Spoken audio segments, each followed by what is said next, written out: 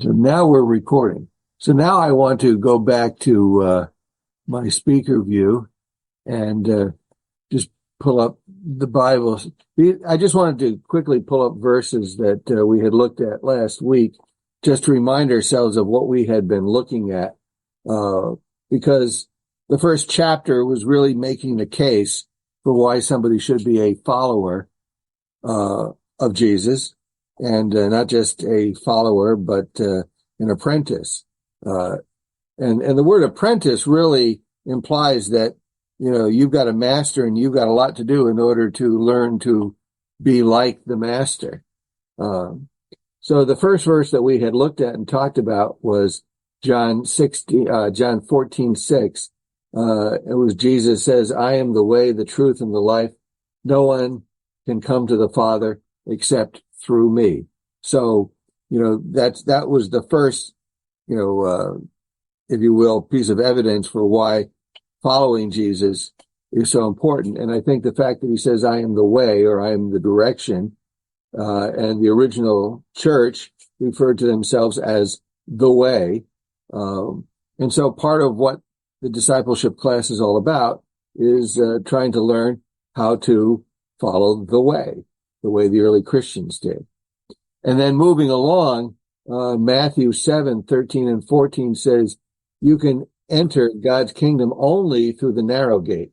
The highway to hell is broad, and its gate is wide for the many who choose that way.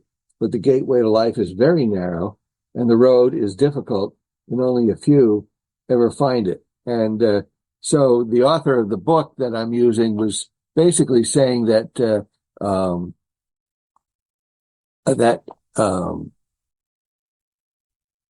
being a follower of Jesus, I'm going to go back to gallery view here. Being a follower of Jesus is specific.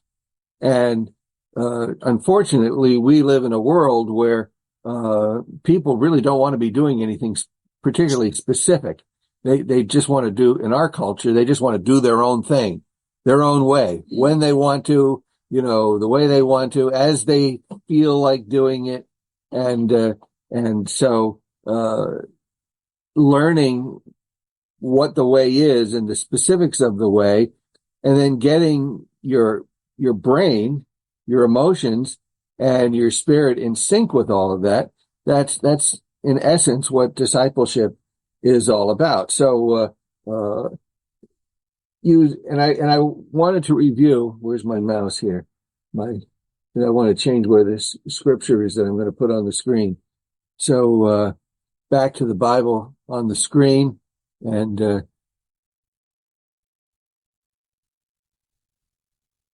my mouse keeps going. So the verse that we're going to look at, this is John 10:10, which says, "The thief comes only to steal and kill and destroy. I came that they might have life and have it abundantly." So my first question is, and the reason why I wanted to go back over the two scriptures we looked at last week, is that considering the claims of the previous verses, the ones that we looked at last week, why is this verse of John 10:10 important? Okay, and this is where I kick it open to you, and you can decide what you think is the answer.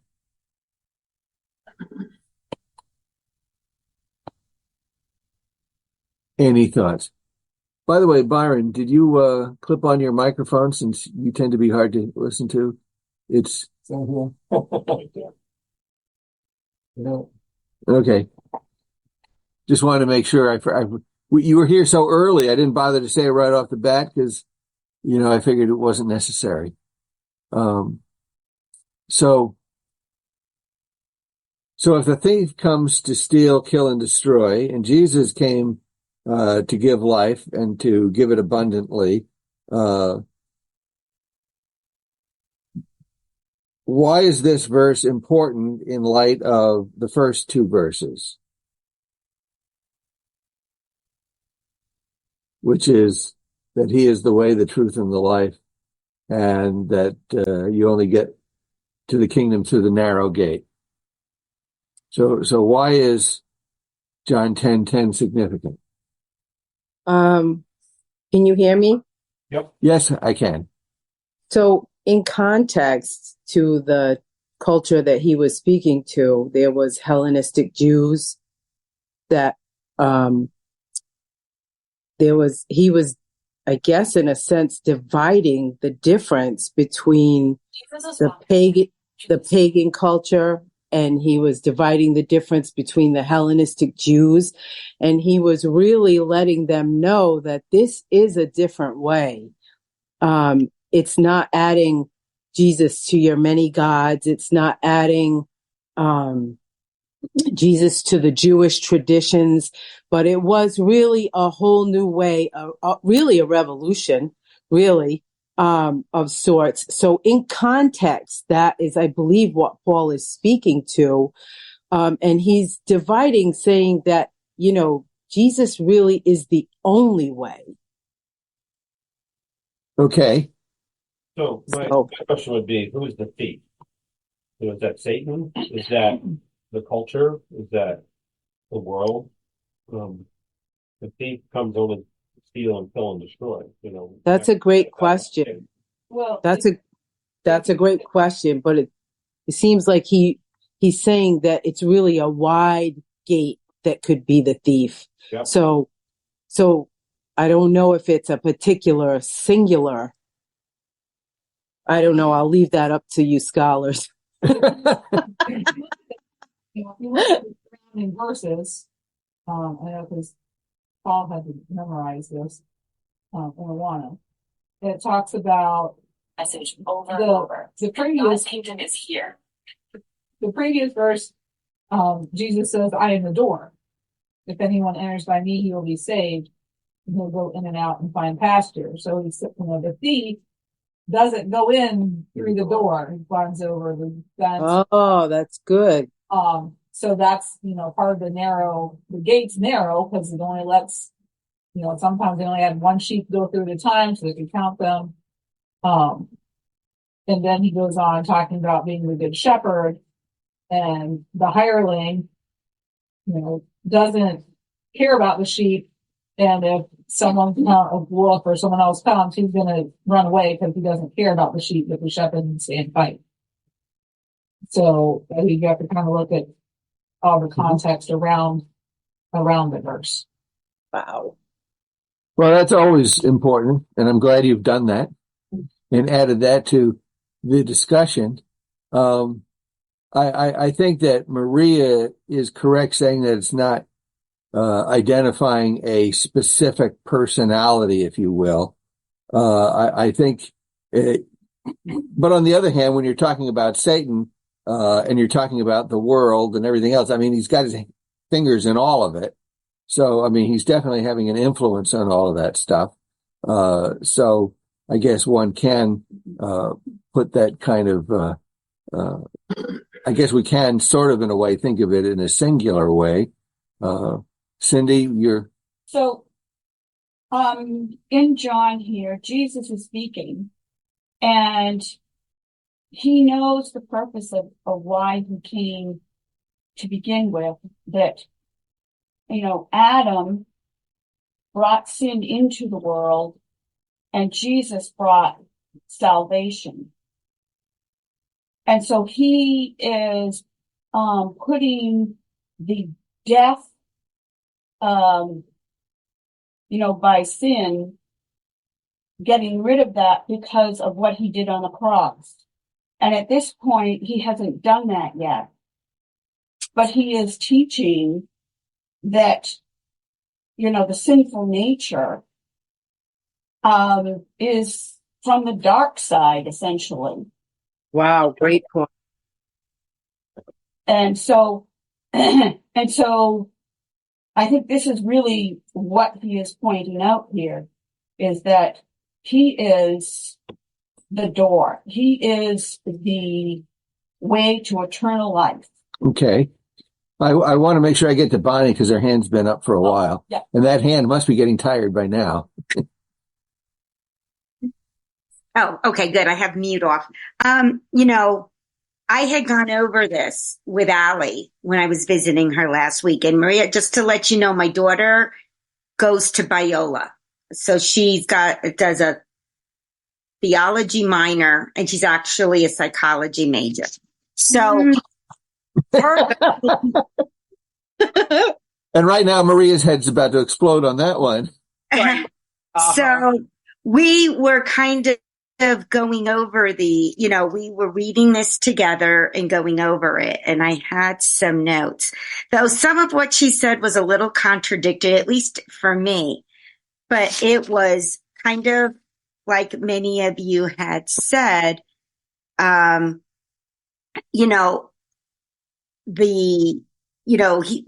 talk is, like the highway to hell is broad because the world is, in essence, for us is large. And that's everybody around us, 100%. And there is only one way to get to heaven, and that is through Christ. Though, especially in today's day and age, people are putting out multiple ways, though those ways are not correct, So it's identifying, I think also, again, back, I can't remember where it was, where they mention, where it's mentioned in the New Testament about all the incorrect prophets or people that would be preaching to them. Is that in Philippians? About, there's different people that will, that are not speaking, that are not in Christ, that would be infiltrating basically the churches and different communities. And that's also kind of pointing to that, there's only one way. And so you need to be very observant to that. But as Ali, and I did actually write this down. It was a quote from her, but Jesus wants heaven to be crowded. So so I don't know how that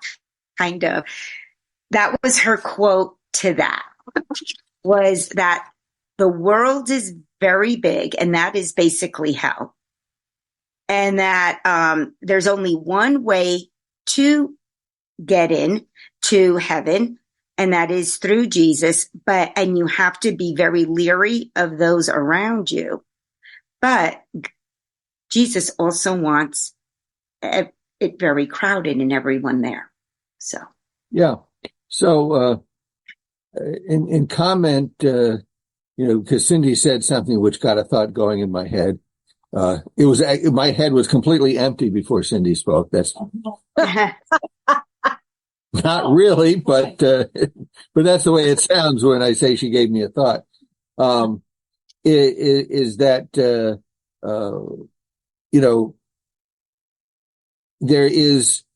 you're either going to go in the direction of righteousness and life, or you're going to go in the direction of evil and darkness and death.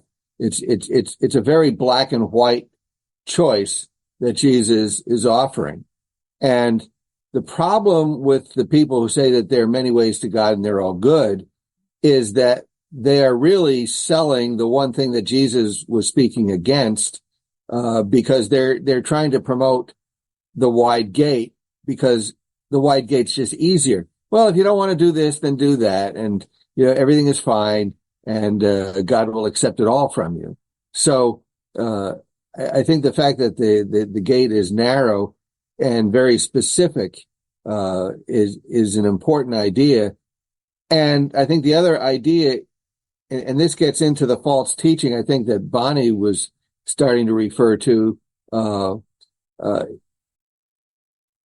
people take things that the Bible says and they turn that into the purpose or the mission, even though that's not it, because the purpose and the mission of Christ was to bring life, and to bring life abundantly. That was his purpose.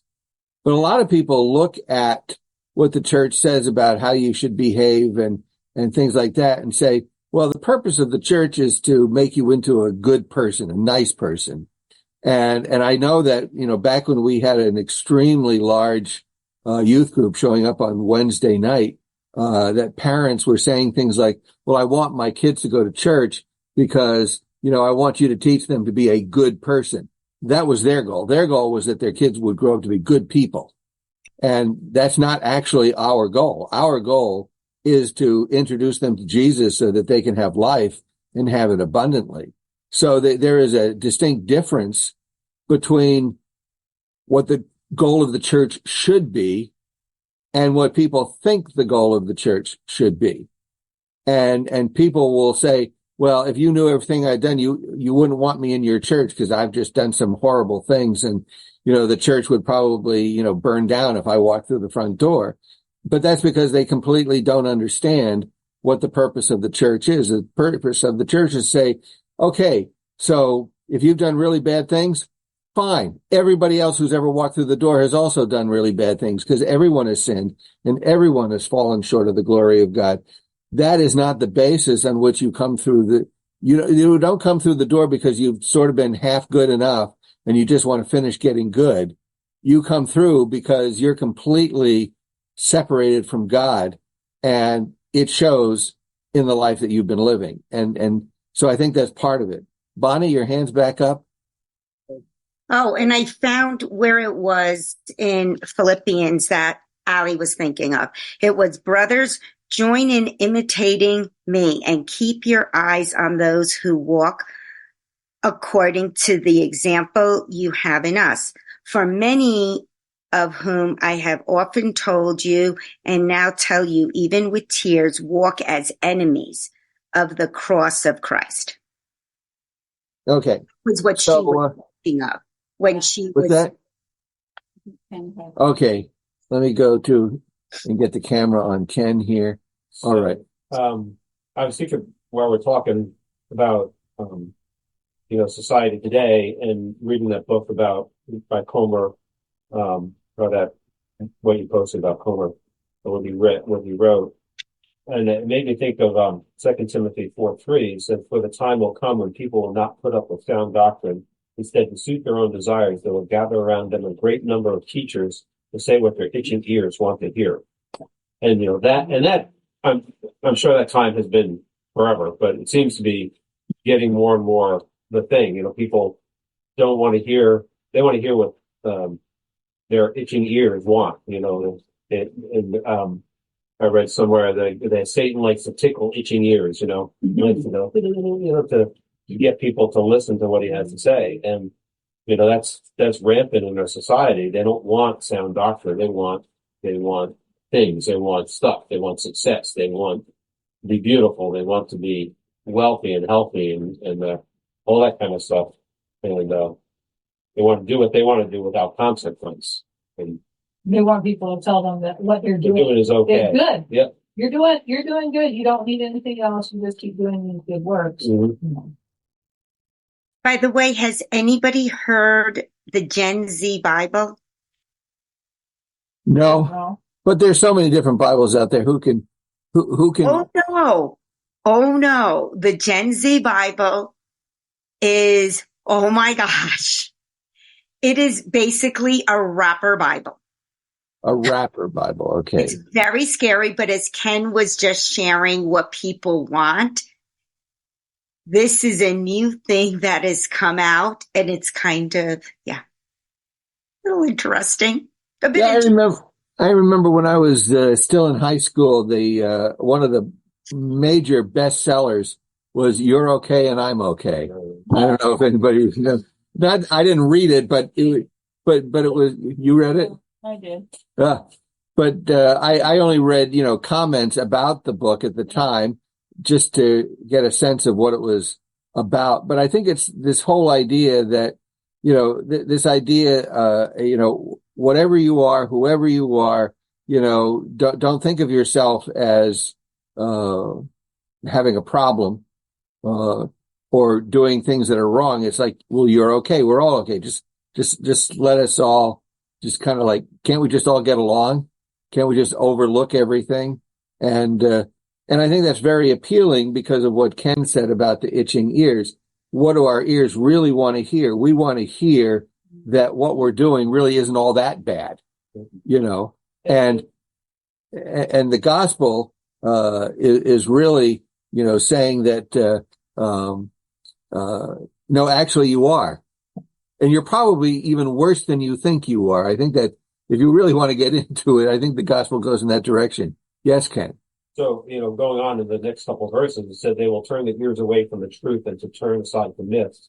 But you keep your head in all situations, endure hardship, do the work of evangelists, discharge all the duties of your ministry. In other words, regardless of what's going on, we got to keep our heads.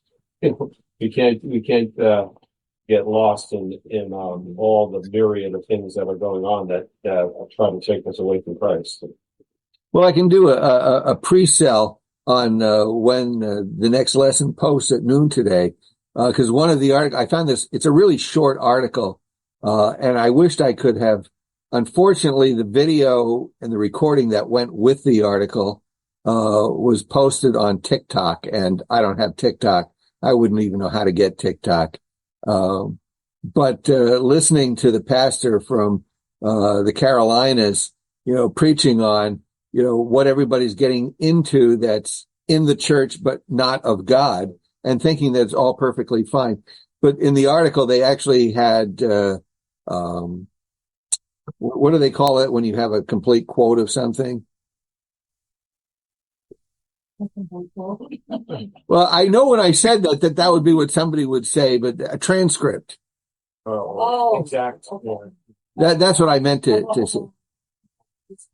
Well, what the whole portion of the video that could be watched. So I was able to the magazine. It was from Relevant Magazine, and on their website you could actually click on and listen to the guy speak. And then when I read the transcript of it that was in the article, it was word for word what he had just said. But the point is that he was holding his congregation to account for what's happening in the larger world and why that's not acceptable and why he's preaching against it. And if they get angry, well, then they're just going to have to get angry because he's focused on the truth. So is that what you read to me? Yes, that's what I read to you. I'll tell you, it's mind blowing. Yeah. So it is definitely worth reading. So that's a pre-sell when you when that appears in the Google Classroom. So you have that to look forward to, amongst many things. I got all kinds of stuff in the Google Classroom this go round for interesting reading beyond the lesson. So anyway, Bonnie. I was going to say, well, this goes back to what is the narrow gate is, Ken had mentioned the things that people want, but is not what Christ wants us to follow in that. So, I think all of that leads to, there is one way and there's a few specific things. I mean, going back to the Old Testament, not the 10 Commandments, very simple and straightforward. And, there was something, I don't remember, Allie and I were talking about it is, it's somewhat simple, but extremely difficult. Is the Bible is an instructional is partly an instructional manual on what we need to do. And it's very simple and straightforward what we're supposed to do. But, we don't want to do it because it doesn't do what we would want. And in my Thursday night small group at our church, one of the things that did come up is, what is the Bible? Why was the Bible written? It was written to glorify God. But we want it to turn it into us. We want it to make us feel better or to help us. And that's, I think, also goes back to there's simple things that we are supposed to do. We just don't want to do any of them. Well, I think in terms of how simple or easy to understand the Bible is, I think from an intellectual point of view, even though there are sections which can be challenging and hard to understand and very mysterious, I think overall the Bible is easier to understand on a purely intellectual head knowledge level.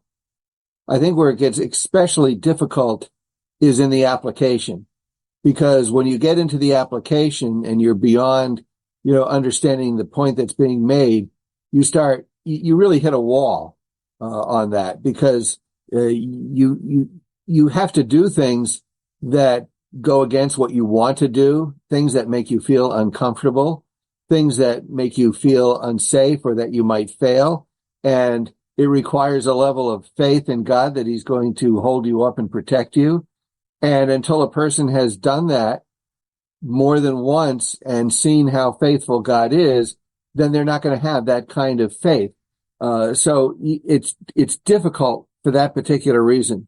Well, I want to move on a little bit here, and so I'm just going to put this up on the screen for us to look at it, and then I'll go back to showing everybody the defining of terms, and because the Bible frequently uses the following words: world, crowd, disciple, and so I'm putting it up there, and then I'll get rid of it and open it up for you guys to be able to discuss.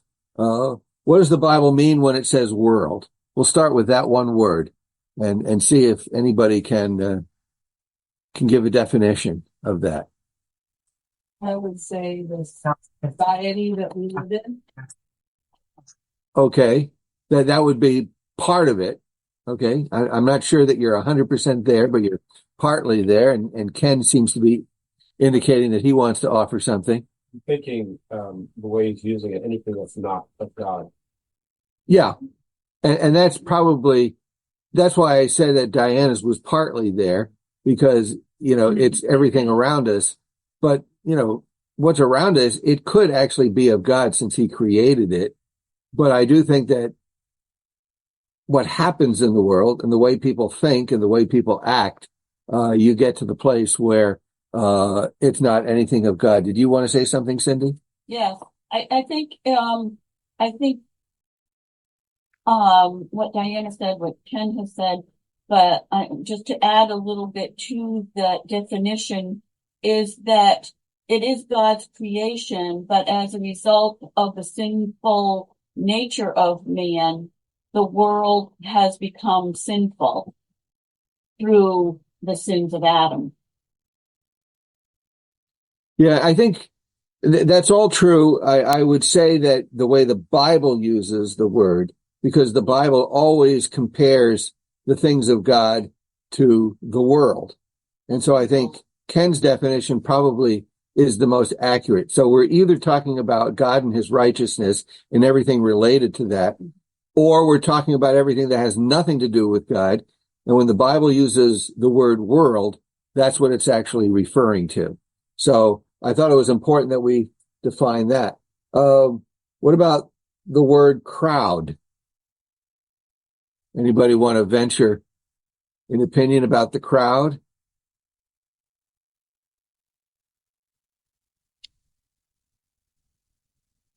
People that we associate with, Around the people around us that we live.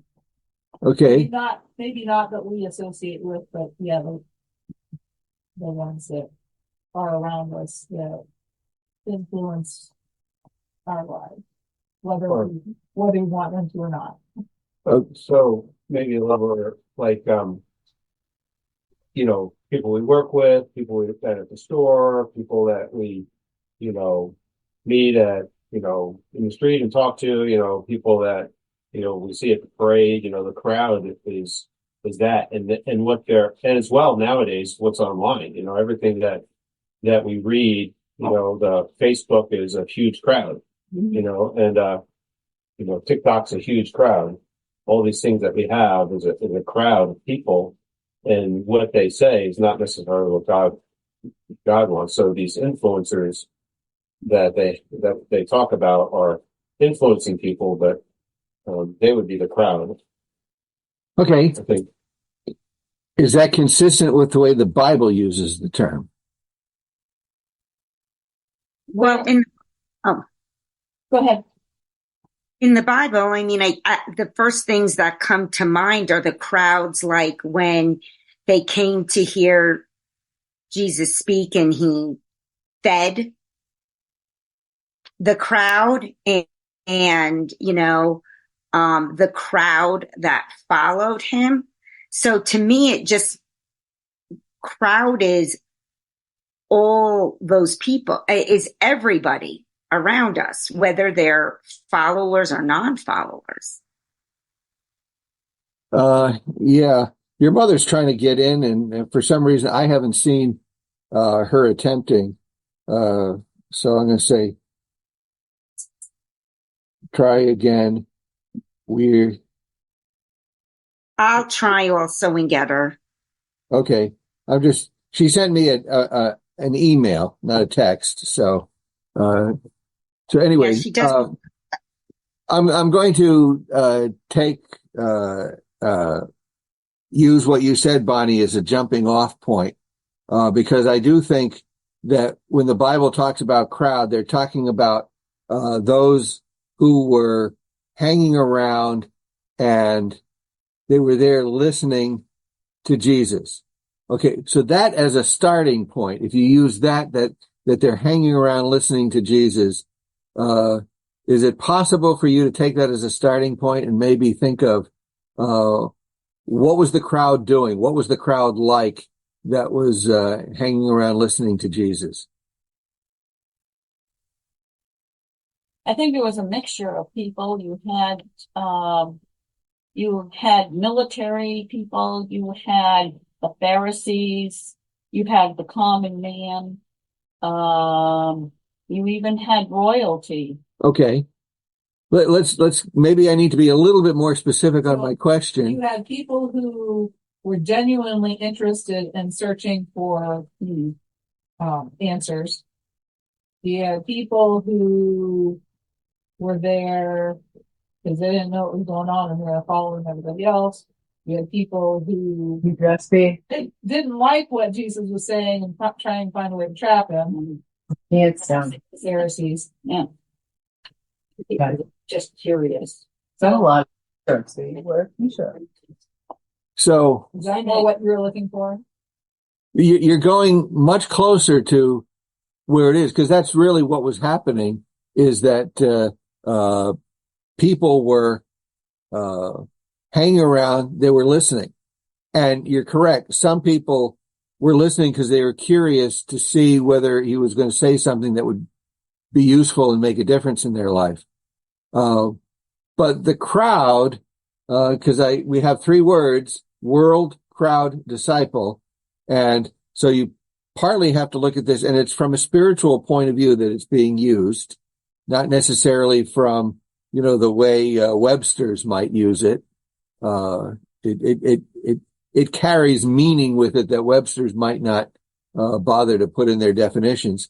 So you've got people hanging around who are willing to listen to what Jesus has to say. And then the question becomes, spiritually, where do you think that they might have been at? Bonnie? Well, this is a little bit different because, I got to go on those tangents. So, crowd also, would a crowd be considered like when he turned the water into wine? They were at a wedding, which has got lots of people. Yeah, I don't think crowd in this is about a mass of people. I think the crowd in this sense, the way the Bible is using it, the direction Diana was going in, is going closer in the direction, just not quite 100% there yet. It's like we're getting very close to the finish line, but we haven't made it. And it looks like Ken wants to weigh in on this topic. So I think what I was trying to get at before was that it's everything that everybody thinks about everything. If the crowd is everybody's beliefs, everybody's desires, everybody's wants. So that crowd was a mixture of people. It wasn't just people who wanted to hear Christ. There were people who were against him.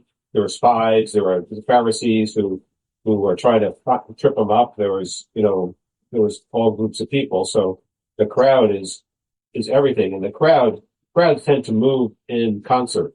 They don't. It ends up not being so much individuals as it is a mass. Okay. So where is the crowd at spiritually in terms of what Jesus was teaching? At that point, they were, well, again, they were mixed, but they didn't know what he was teaching was a thing. So he was teaching something that was brand new. Okay. So I guess what I see here is that basically the crowd from the Bible's point of view are those who listen, but they remain undecided. In other words, they haven't decided to follow Jesus. Some of them, as you say, might be there as spies but I even have a feeling that some of the people who went there for evil purposes might have heard the truth and decided that what he was saying was right, and so they choose to follow him. Because certainly some of the Pharisees did. I mean, so they might have gone there with the purpose of trapping him and decided that he was saying something more true than anything else that they'd ever heard. So I think the thing here is it's people who show up, who listen, but they either haven't made a decision or don't know what decision to make. They're still undecided. They're still sitting on the fence as to whether they're going to actually choose to follow Christ. So that being the case, that brings me to the third thing, which is disciple. So how does the Bible use the term disciple? Remind which way to go. Yeah, that's the first point. And so therefore, if they've decided that they're going to follow Jesus, what would be some of their goals or priorities to be a follower of Jesus? Go out into the crowd and try to build more disciples. Well, eventually, I think in terms of, that's eventually, but I think that takes a higher degree of maturity to get to that point. I don't think in our conversation we're quite to that point of maturity. We're between, I've made a decision to follow him, and I'm not quite at the point of maturity to go out and preach about him. I'm somewhere in between. What's that in between realm supposed to be? That you're taking care of yourself and making sure that you're living well. Okay. And if you're going to live in his way, what do you need to do in order to be able to live in his way? Okay. Well, you need to learn something about him. You need to actually know what his way is. Yeah. You have to actually have to have a desire in your heart to become like him. And it's not until those two things happen that you can get to really the third place, which is to do what Jesus did. It's a process before you get there. And some people will try to just jump right to the finish line without any foundation underneath what they're doing.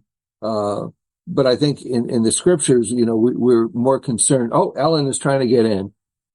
Yes. Okay. I get so busy looking at every place in front of me here and then looking at you guys in the room with me that I don't always see when somebody wants to get into the classroom late. So therefore, anybody who can actually see. Good morning. So anytime you guys who are looking at the other monitor that is facing your direction, if your eye happens to spy that somebody's trying to get in, don't hesitate to clue me in, because sometimes I'm oblivious to that. Okay, so we've been through everything, and so now I want to go to our final scripture for this particular And I'm going to try to fill the screen so that you in the classroom can see it. I know when I get to the actual video after the fact, it doesn't show that I've filled the whole screen with this. It shows it the way it looked before when you could see all of the different pictures on the screen. That's the way it always looks in the video. But I figure who cares? We're here, and I got to get this. Okay. So we're going to the verse Matthew 8:34. Mark, excuse me, start with an M until my brain just filled in the rest incorrectly. My oldest son used to do that when he was learning how to read. He would see letters, and so he would guess at what the words was. So there was a strip mall down near the mall in South Portland, and it was called the Mall Plaza. And he looked at that and he goes, "Oh, does that say male pizza?" Oh, jeez. So that became a joke between him and me. The male pizza. He thought it was pretty funny that he guessed wrong. Well, I mean, he had a lot of the letters correct. Yeah. Right. Yeah. Oh yeah, but he was in first grade. He was still at that age where he would see letters and then he would guess and hope he would be right until finally everything clicked. So my brain is doing that subconsciously to me. Okay, so you said Mark what? 8. Mark 8, verse 34. Okay, so I'll read the verse, which is why I put it up on the screen. It says, "Then, calling the crowd to join his disciples, he said, 'If any of you wants to be my follower, you must give up your own way, take up your cross, and follow me.'" That's you. So anyway, and I've got some other things that I put in here just for teaching purposes. Any of you is translated as whoever in the New King James, but a rabbi during the time of Jesus chose only the best of the best to be their student followers. In other words, in his day, people who invited others to follow them were basically running what we would today consider to be an elite university, and because rabbis were selective, because they wanted to make sure that their students would go out into the world and would behave in such a way that it would enhance the reputation of the rabbi. So when Jesus says, "If any of you wants to be my followers," so he's saying whoever wants to be my followers. So what does that tell you about Jesus? The fact that he's kicking it open so that it's not. If I could only get my mouse to go where I want it to go. So that kind of goes back to the point that this woman's daughter made, is that Jesus wants heaven to be crowded.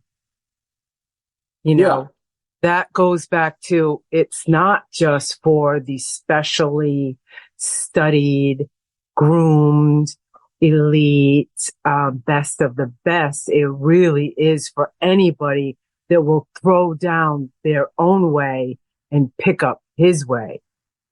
Yeah, he kicks the door wide open. Really does.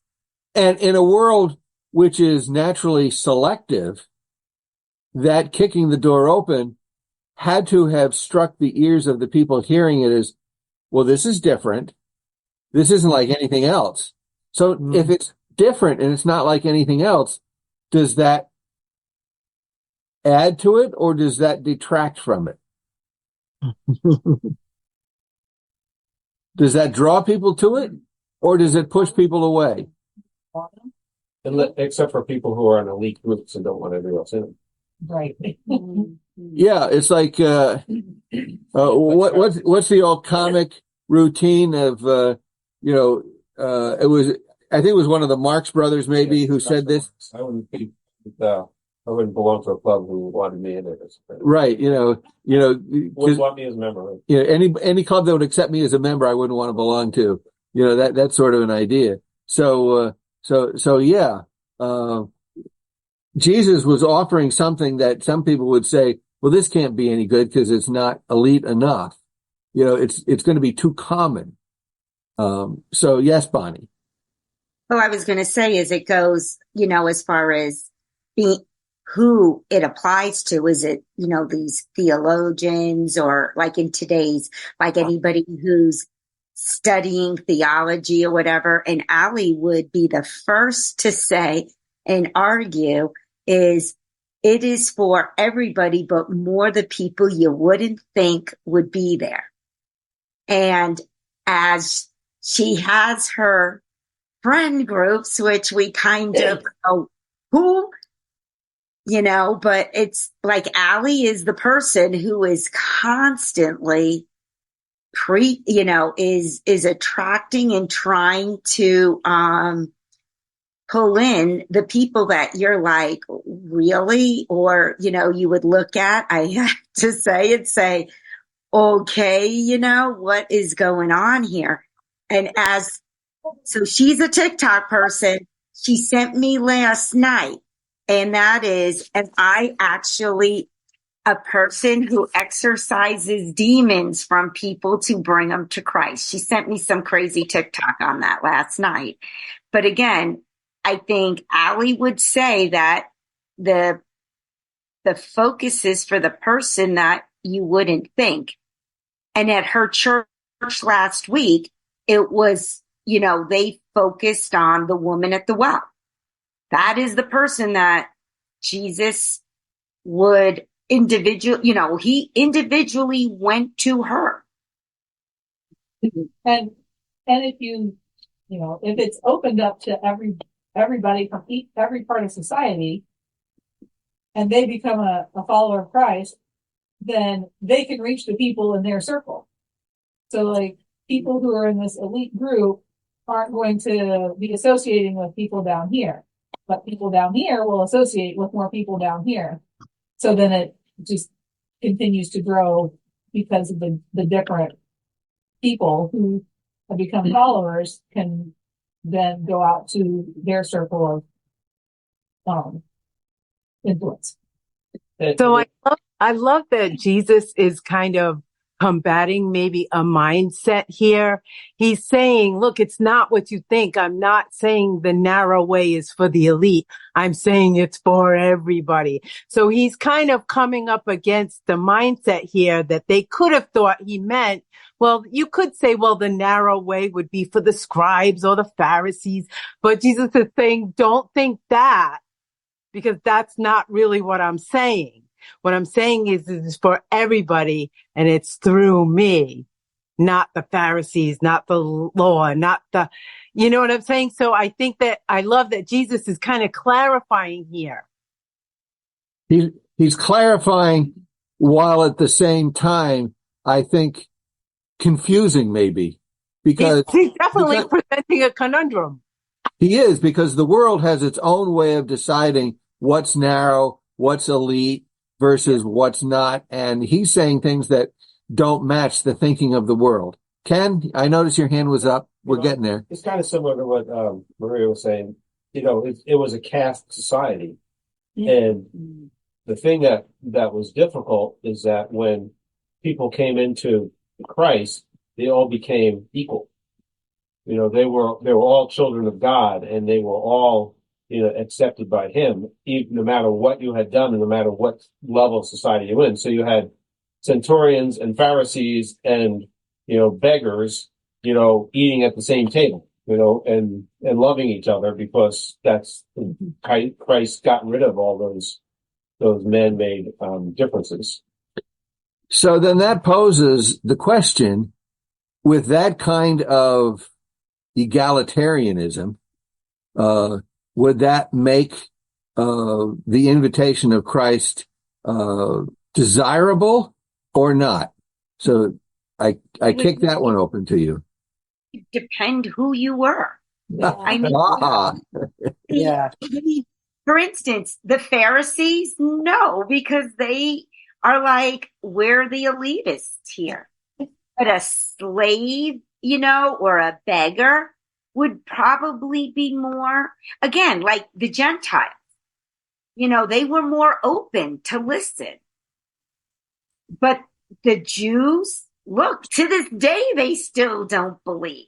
Well, and especially the Pharisees. So it Right. looks like Maria is needing to leave. Oh yeah, Yeah, almost time. and that caused me to look at the clock to see that we're 2 minutes away from being done here. Yeah. But that's okay. That visual helps us to stay on track. So we're not, and that also tells me that we're not going to be able to really dive into the final bullet point that goes with this, which probably is worth considering, which is the giving up your own way part. So we're not going to be able to take a look at that. So we're going to have to wrap this up. So we'll just take a look at that one bullet point, because that ends up being the lead into why you would want to follow the narrow way, and why you would want to become an apprentice of Christ. And so we need to just kind of touch on that a little bit next week, and then we'll go on to lesson 2 for next week. So with all of that said, I'm going to close in prayer.